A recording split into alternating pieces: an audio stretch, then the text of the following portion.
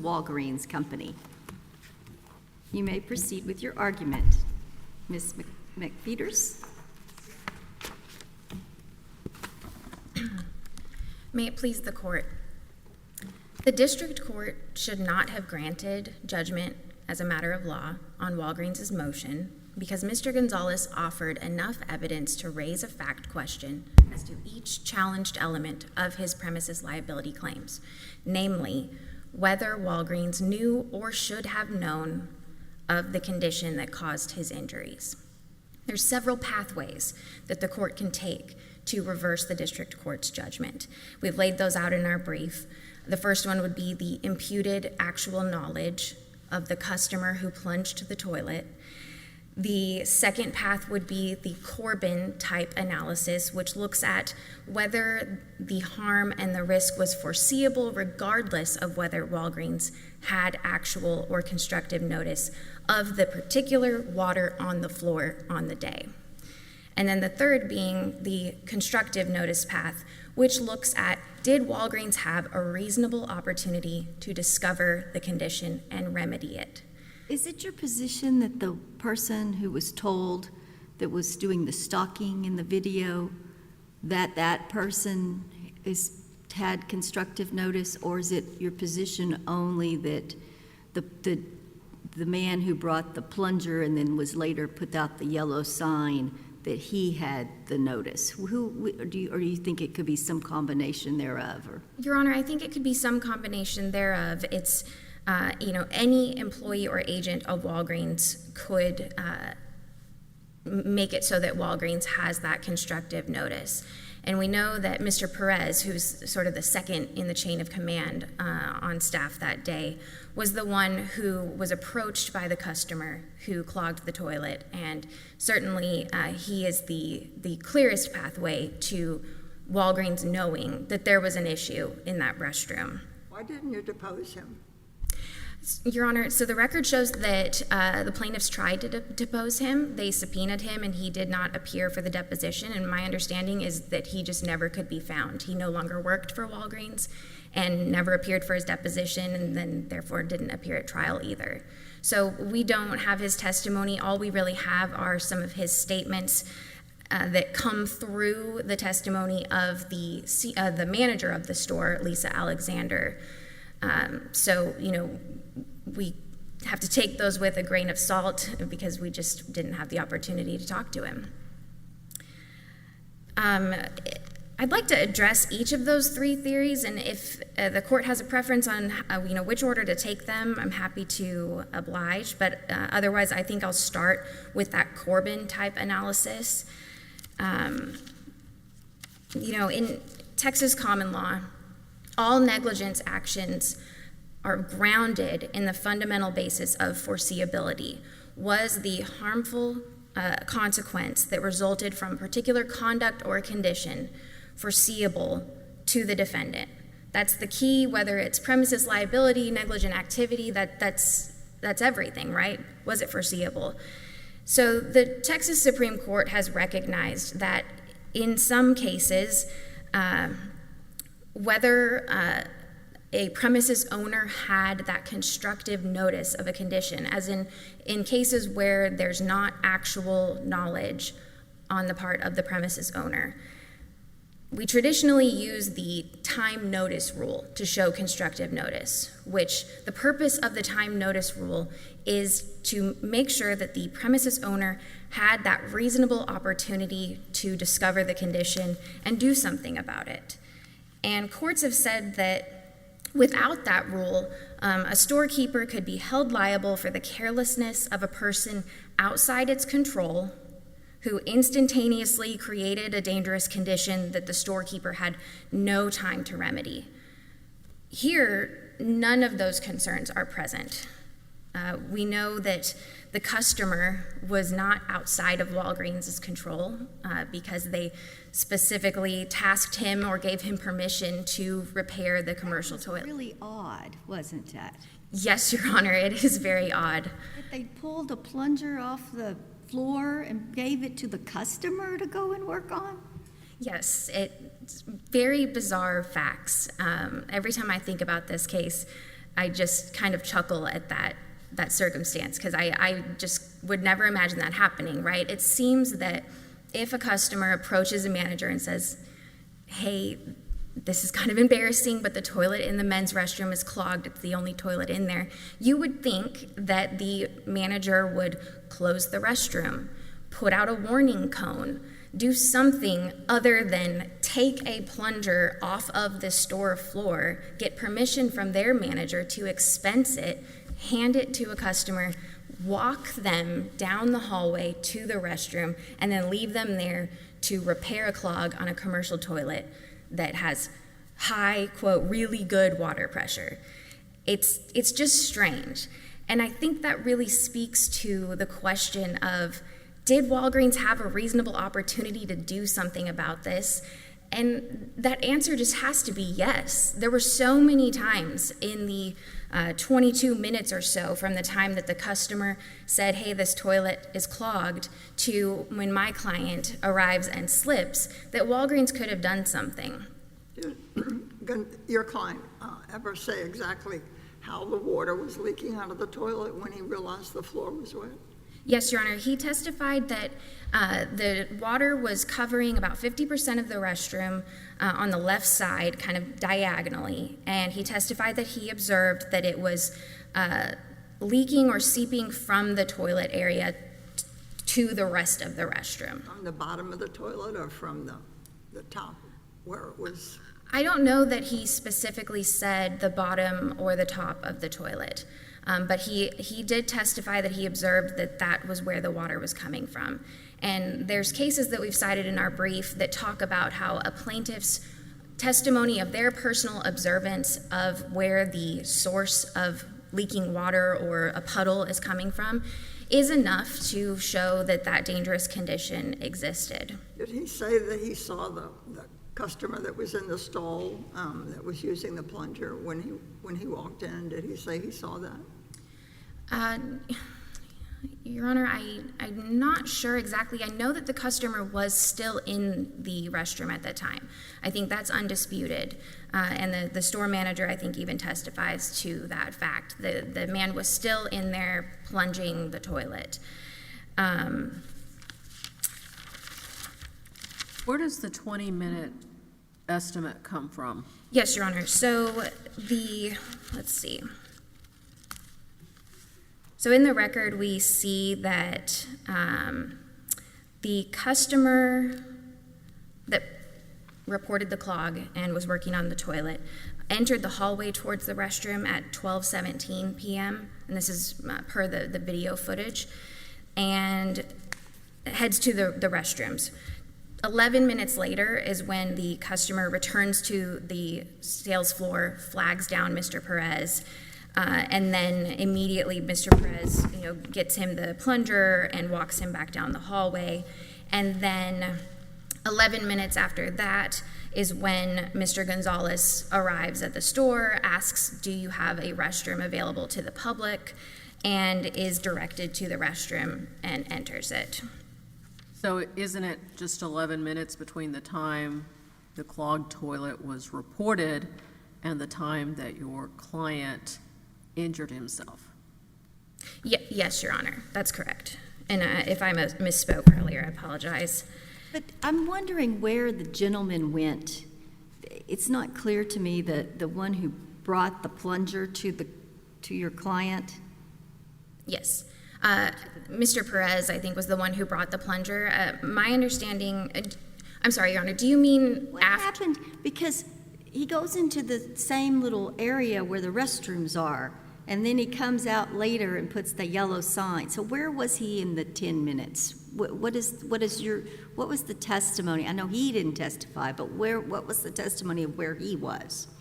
So I think the testimony is that in that 11 minutes where the customer has told him, hey, there's an issue in the restroom, I think that the record shows that Mr. Perez is talking to his manager, Lisa Alexander, getting that permission to expense the plunger and give it to the customer for purposes of repairing the clog.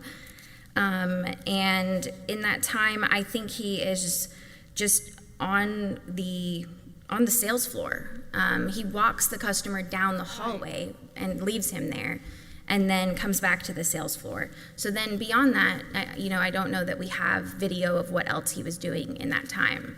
But he did speak to Miss Alexander, his manager, at that point.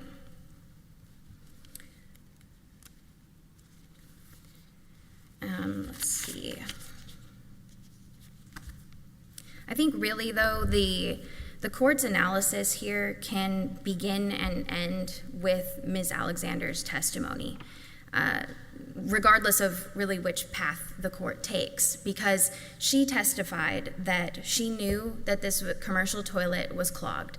She testified specifically that if someone knew that the toilet in the men's restroom was clogged, then that person knew that there was a danger that somebody was going to slip.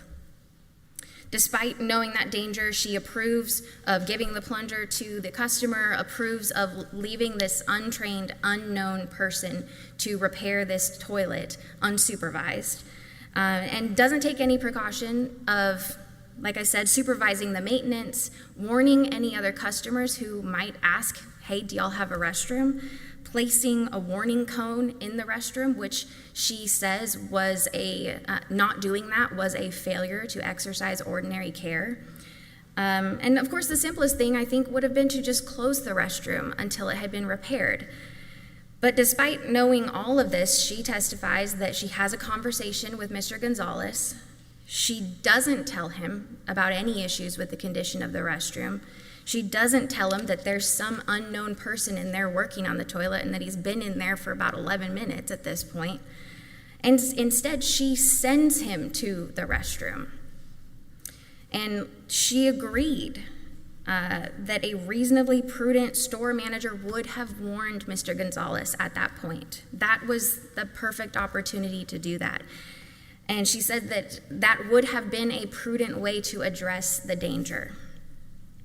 She also, like I said, testified or agreed that the failure to place a cone in the restroom, which it's Walgreens' policy that if there's ever any water of any amount on the floor, they've got to put a cone down.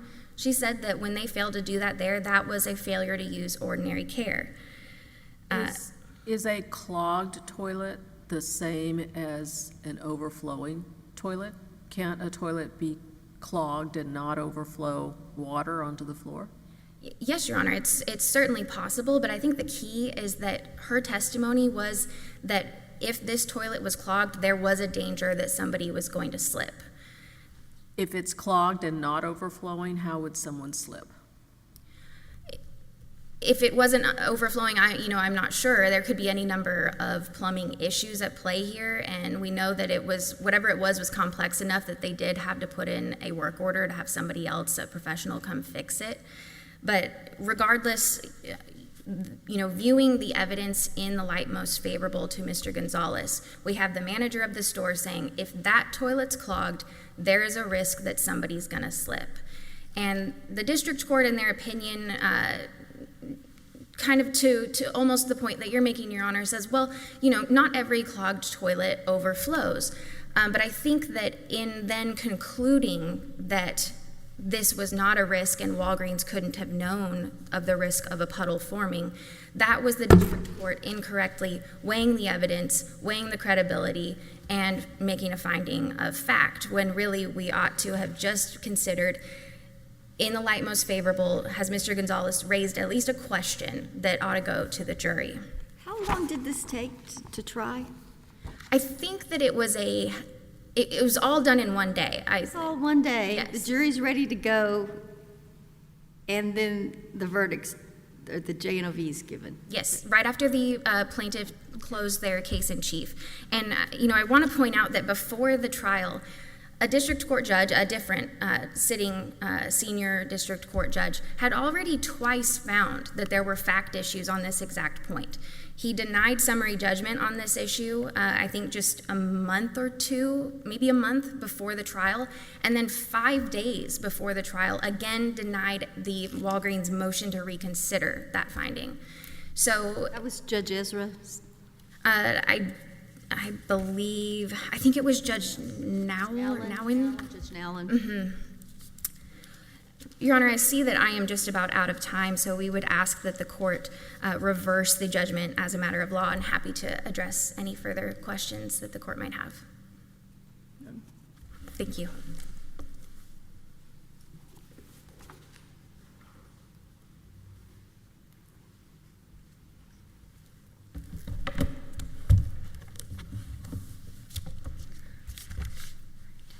May it please the court.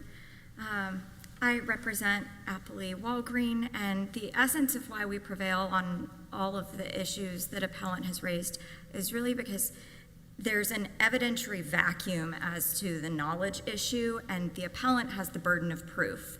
So the appellant can't succeed unless the court makes unreasonably speculative assumptions that a reasonable jury could not make. And that's why we believe the district court was correct in granting judgment as a matter of law. Can you maybe move the microphone a little closer to you? Yes, is this better? Yeah. Thank you.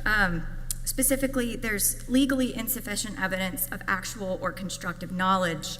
The appellant did not meet his burden to produce evidence that would allow a jury to find Walgreens liable. I plan to focus my time on constructive notice. I think that's where the action of this case is really at, mainly with the temporal requirement. About the manager knowing, the actual knowledge that there's a plumbing problem. Yes, And her saying that they didn't follow their policies. Yes, I want to correct.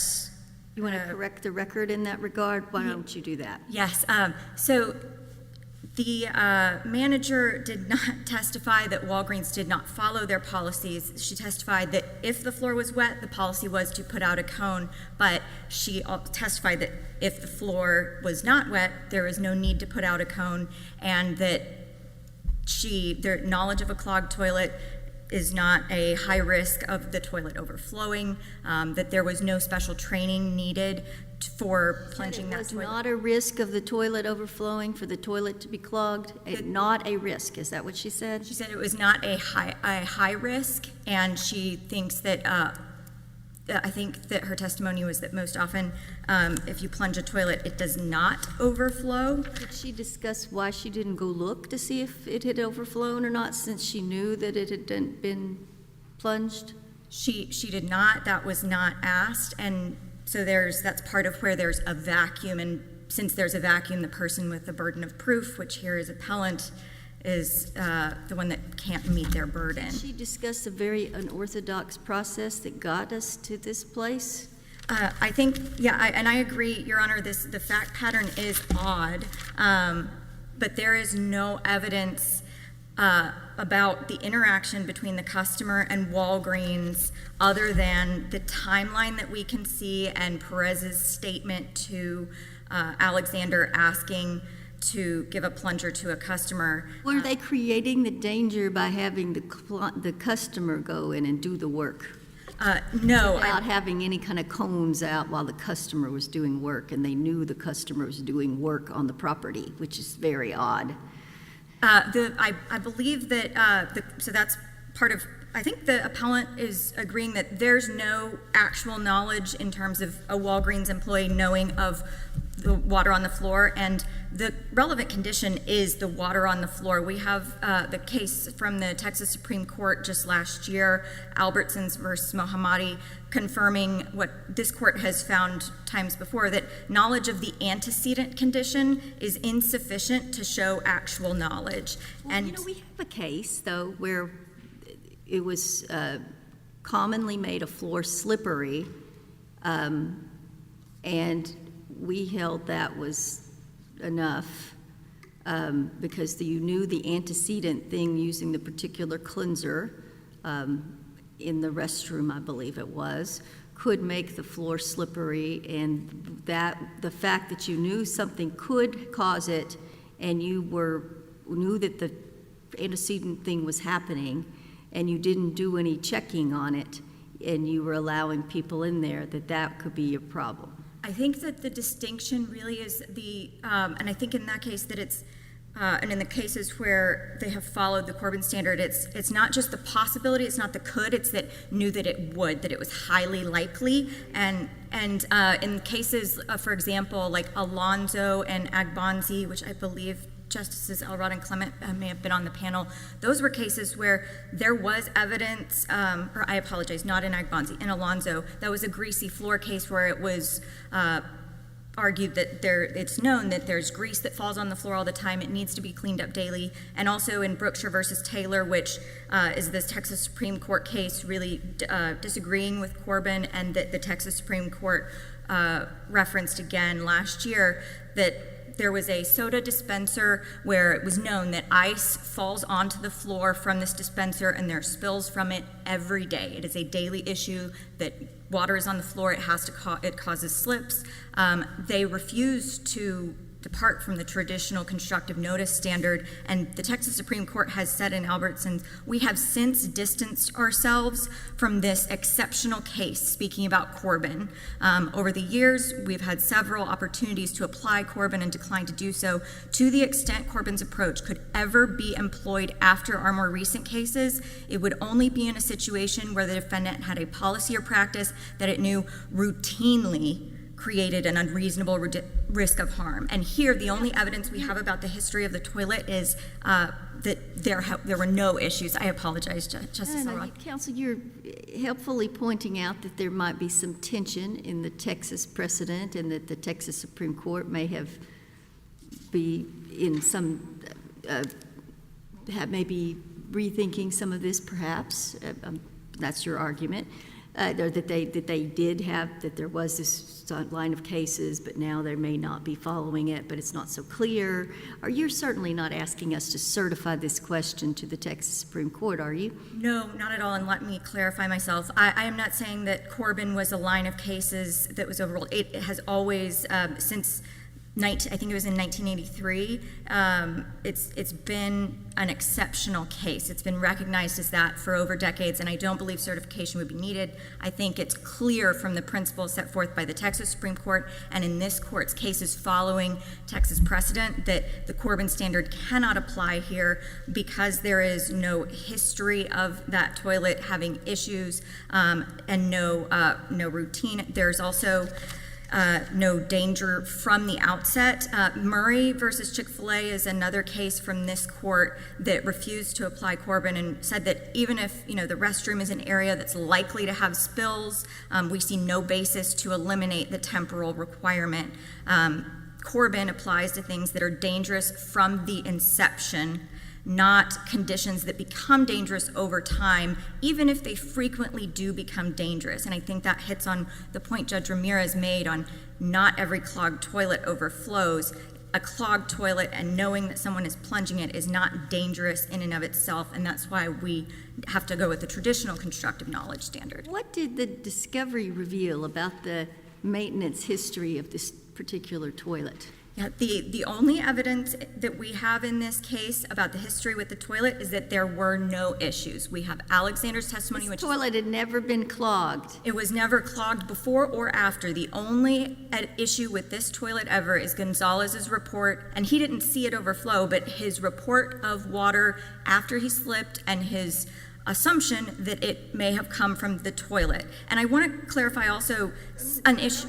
I know Mr. Perez was not deposed, but wasn't there testimony that he corroborated that the floor was wet when he told Ms. Alexander that he saw water in the drain? It had to get to the drain from somewhere else, so.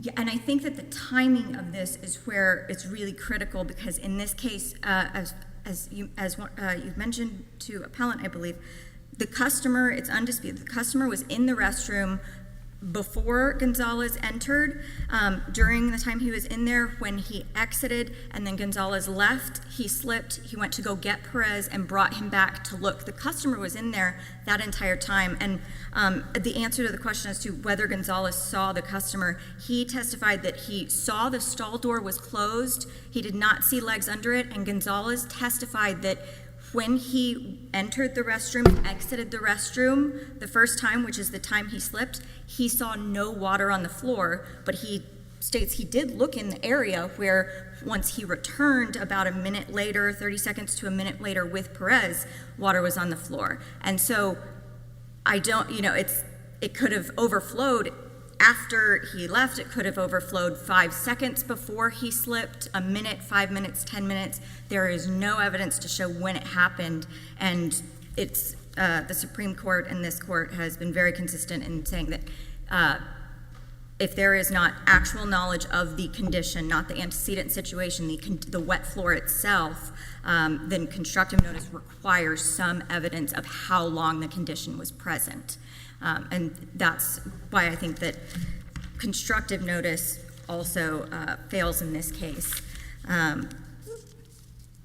Yes. Were you the trial lawyer? I was not. I do have my trial counsel here with me. I came in for the appeal. Okay. So this was just, we're on the verge of having the jury deliberate. The gentleman walked out of the restroom with just a little bit of stretching and,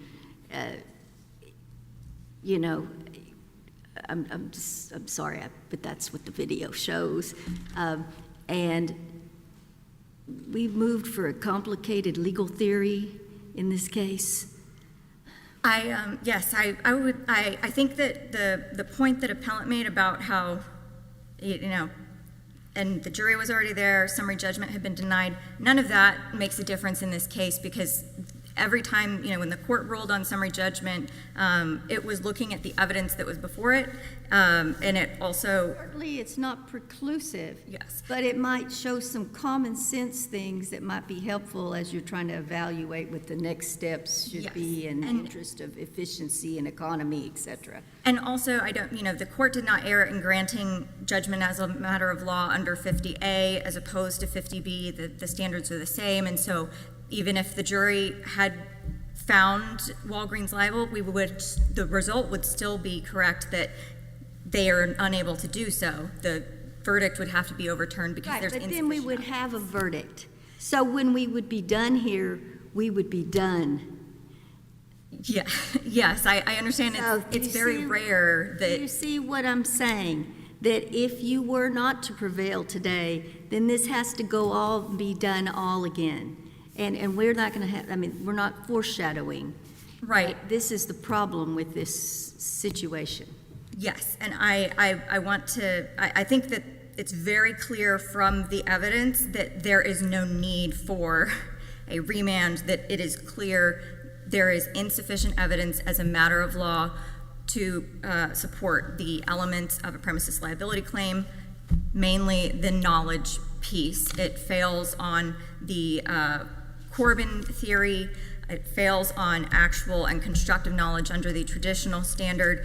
She knew there was water on the floor, and she didn't put anything on the cone. There's no evidence that the manager knew there was water on the floor until after Gonzalez slipped. The first time any Walgreens employee was informed of any water is when he went to get Perez. He came back to the restroom, and Gonzalez's testimony is that they opened the door, they didn't step into the restroom, they just peered in, and Gonzalez says he then saw, water on half the floor. Perez told Alexander that he did not see anything on the floor when they both went in there, but I'm not, because of the standard of review, I'm not saying that we have to credit Perez's account. I'm crediting Gonzalez's account that after he slipped. Especially since Perez is not here and he's disappeared into the wind, you can't credit him.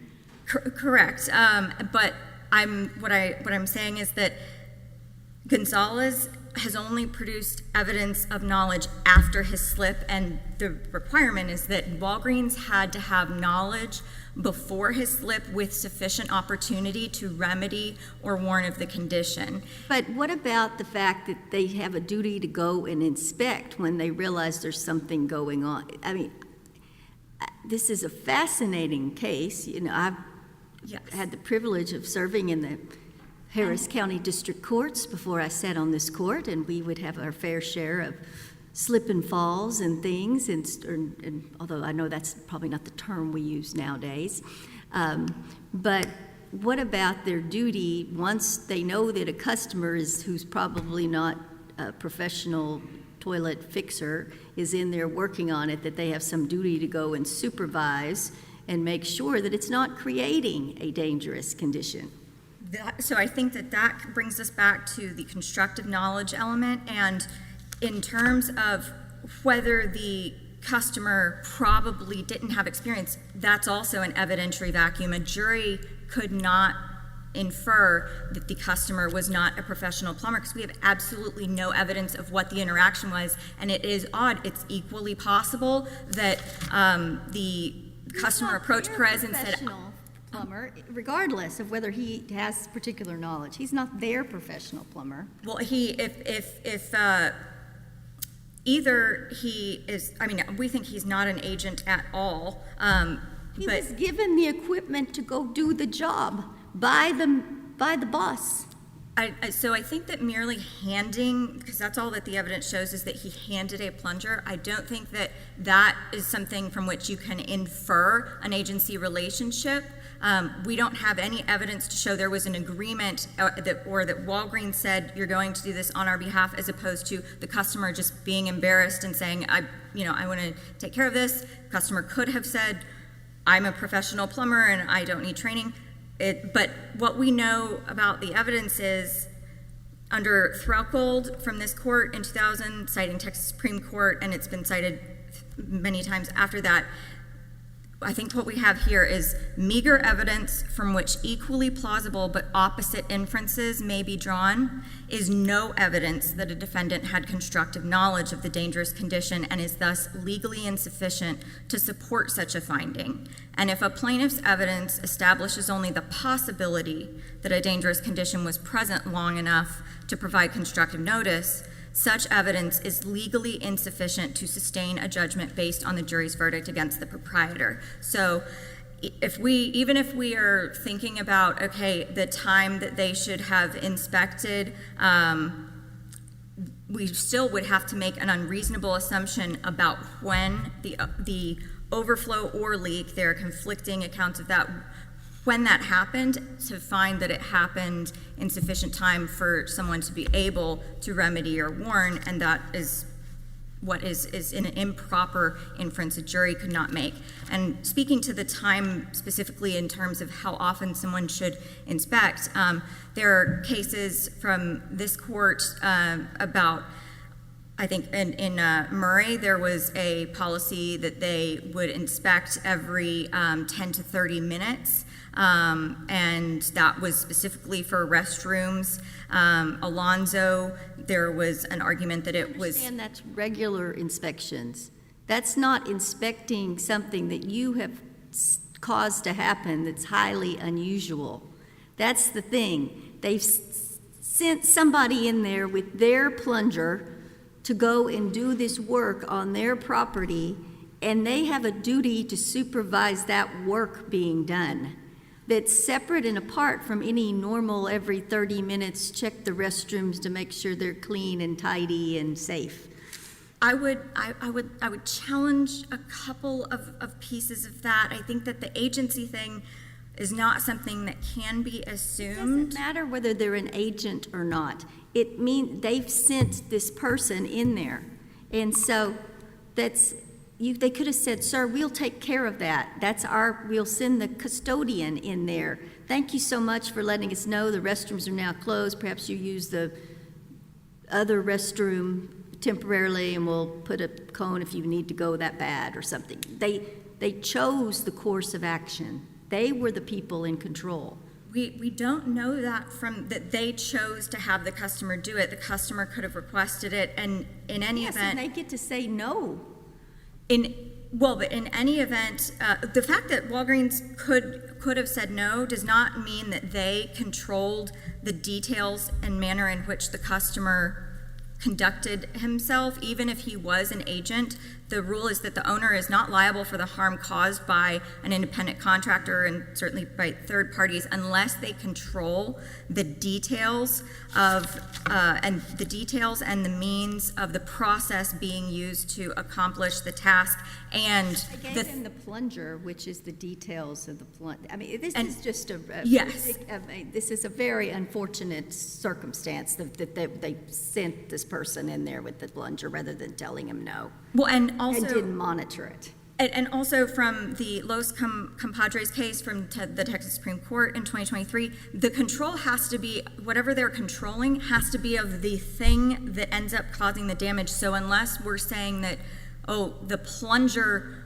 broke and they gave him a bad plunger because that's the only evidence of what they actually did give him, unless that is what caused something to overflow, that wouldn't be sufficient. And we have no evidence to support that inference. I see my time is up, unless the court has any further questions.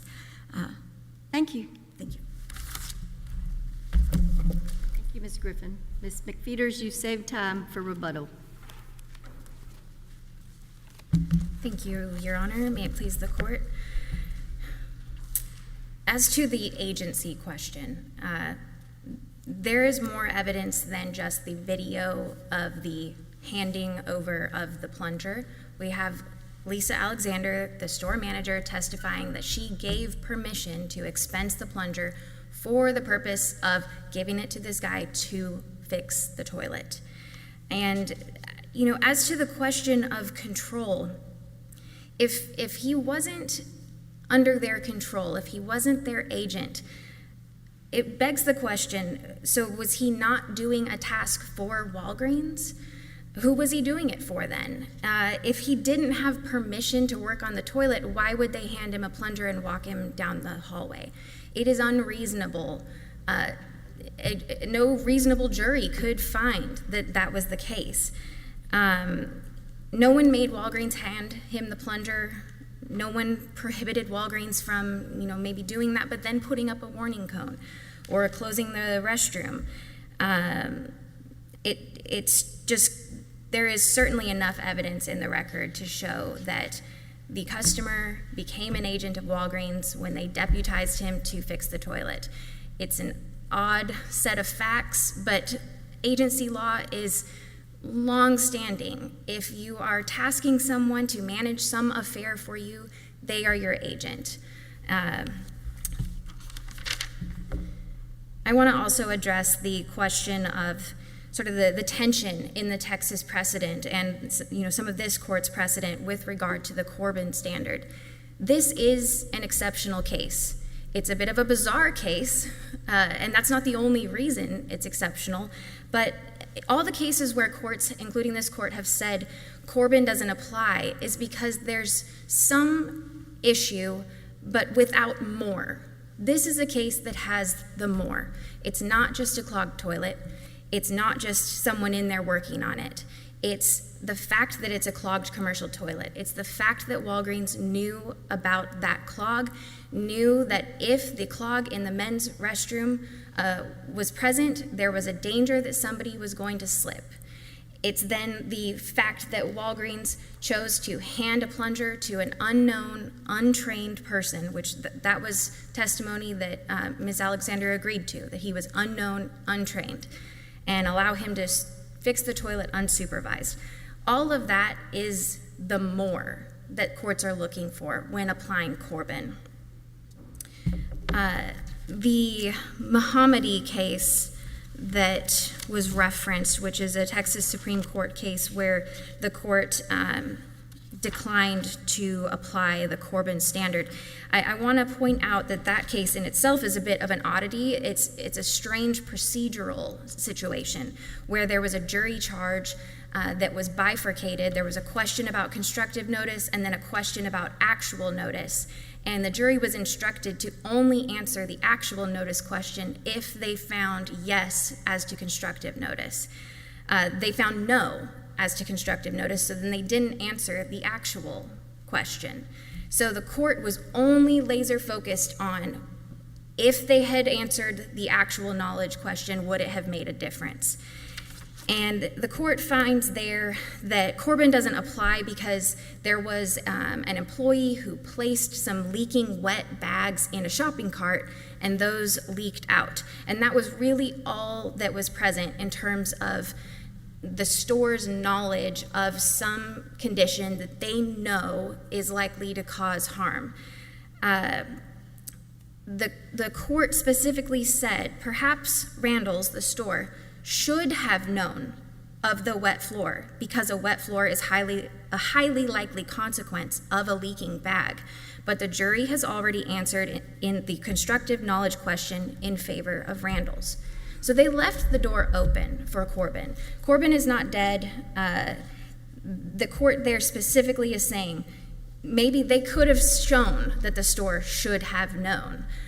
That's just not the question that was before them. Here we have evidence that Walgreens should have known.